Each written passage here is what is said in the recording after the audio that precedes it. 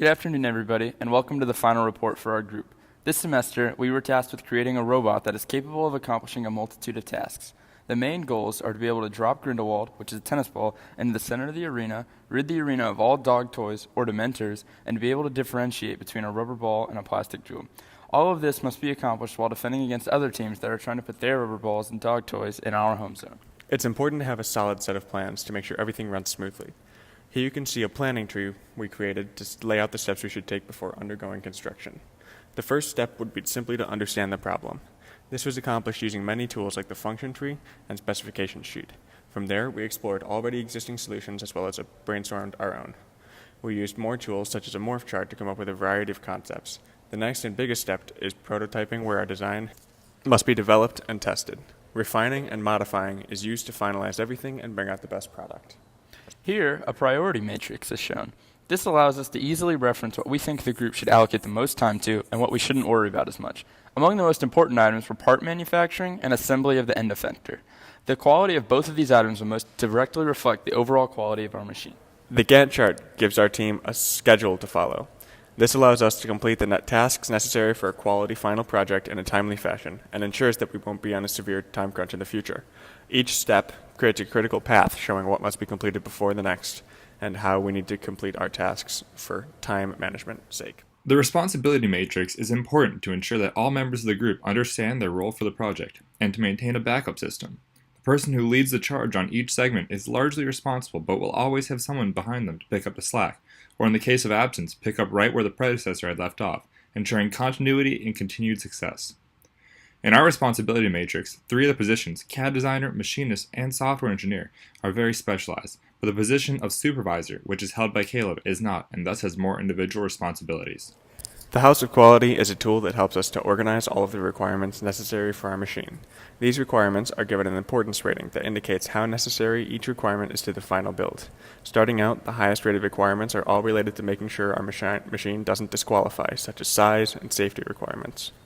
From there, importance ratings were allocated to ensure that we receive the most possible points. So if a requirement awards us more points, it has a higher rating. As the point value goes up, so does the rating. In terms of engineering requirements, we placed a heavy focus on the calibrated weight, speed, and size of the machine. Specifically, we placed an emphasis on the end effector. The consistency of the end effector collecting shiny objects and displacing nifflers is the most important aspect of the machine, aside for avoiding disqualifications. The House of Quality makes it clear to the group what requirements a well-balanced and functioning machine should have. This is our specification sheet. Using this tool, we can organize all the required elements and characteristics of our machine, as well as assign the responsibility to a certain member or subgroup of our team.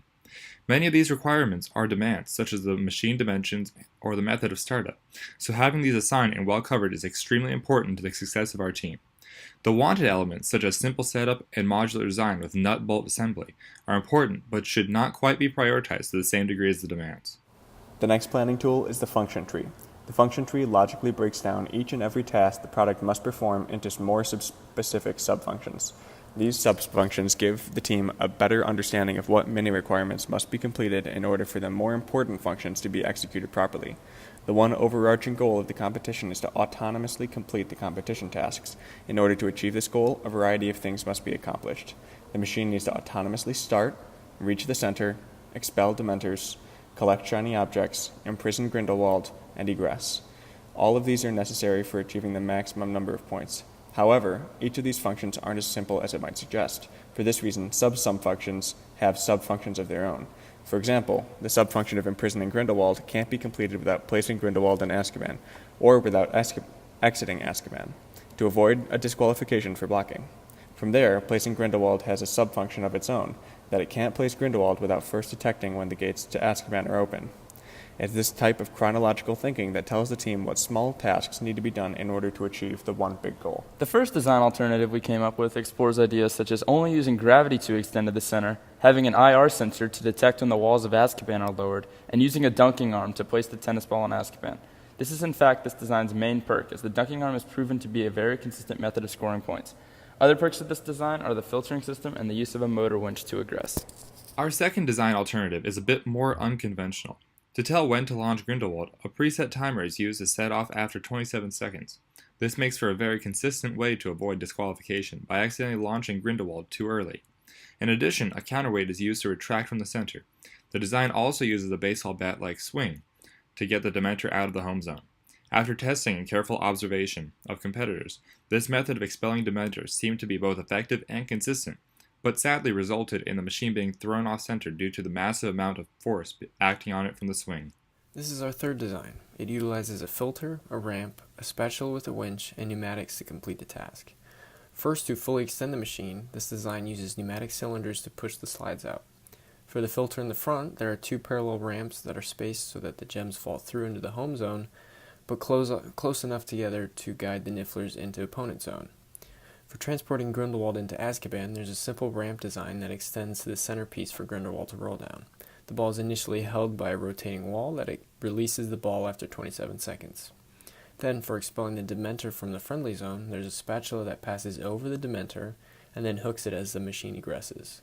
To egress, there's a simple motor that is connected to a winch that reels the end effector back in. Finally, there's the last alternative concept. This design utilizes a switch with a grabber for the tennis ball, a guiding filter and an extending scoop. The two fingers holding the tennis ball are released by the switch, which tells when the gate is dropped by being initially pressed against the gates at the beginning and then released when the gates are dropped. The filter design for this concept is a curved slot that is skinny enough to allow the shiny objects through but knocks the nifflers out of the way. And the final piece of this design is the Dementor arm that extends out to the Dementor, grabs it, and pulls it back out of her zone. The way the concepts were evaluated was based on 3 main points. These were effectiveness, consistency, and fit with other subfunctions. These can be evaluated using an evaluation matrix. As shown, different ideas were constantly being compared to one another to determine what the best course of action would be.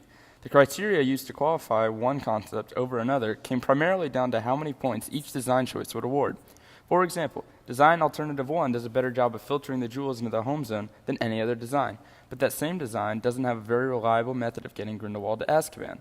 Due to spatial constraints, not every idea could be explored to its full capacity. To decide what to allocate the most resources to, the evaluation matrix was developed. The significant part of this matrix is the importance rating. The importance of each subfunction was once again determined by the number of points that would be awarded. Therefore, ideas with a higher importance rating had priority over those with a lower rating. The final design for the machine included 5 different subsystems to complete the task given. The first subsystem was extending to the center, which is accomplished through pneumatic cylinders in the back of the machine. There are 2 cylinders that press against a bar connected to the front of the drawer slides to create sufficient force to fully extend. The next subsystem of the machine is the filter for the nifflers and shiny objects. This part of the machine has a sweeper arm that extends over the edge of the centerpiece of the course and drags both the nifflers and shiny objects into the filter. In the filter, there is a slanted track with a gap down the middle that is just wide enough for the shiny objects to fall through into the friendly zone, but close enough together so that the nifflers roll out into the enemy zone. There's an extension on one of the ends of the filter so that the nifflers can roll over any team's opposing walls. The Grindelwald subsystem is an arm rotated by a motor that is connected to an IR sensor that sends a signal when the gate is dropped, dunking Grindelwald into Azkaban.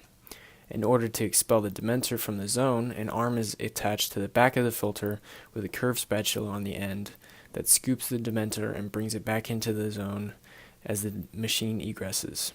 This brings up the next and final subsystem of egressing, which is accomplished by simply pulling a simple pulley connected to a motor that pulls the entire machine back far enough so that it egresses from the center and expels the Dementor.